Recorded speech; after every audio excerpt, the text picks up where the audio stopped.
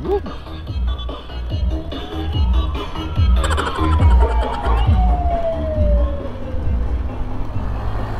Budot.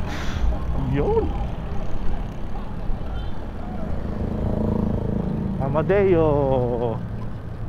Yun, oh. Pwede kayo magpa-picture dito. Ayun, oh.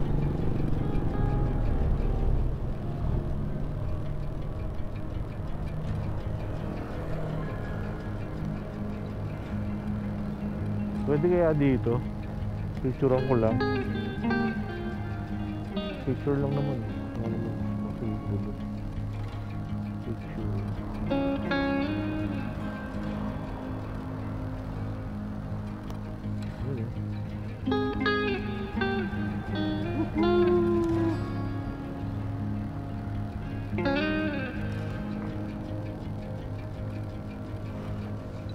Alright.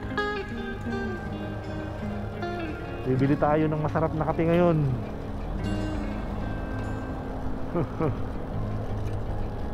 Nothing can stop us.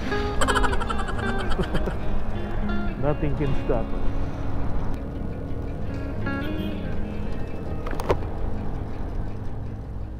Mga kape nila yun, no? Kape Amadeo. Yeah. Ayan, bibili tayo ng kape.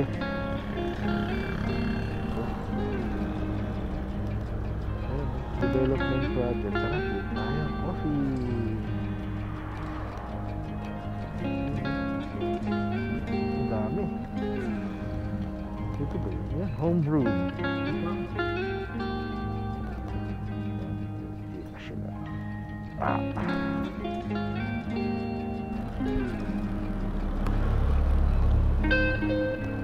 Pabili. Roasted coffee. Ayun, oh. Magkano yung roasted coffee? Dami. Alright guys, nakabili na tayo ng napakaraming kape. Salamat Amadeo. Na-try ko yung ano nila, Pahimis blend nila guys. Yun daw yung top of the line nila.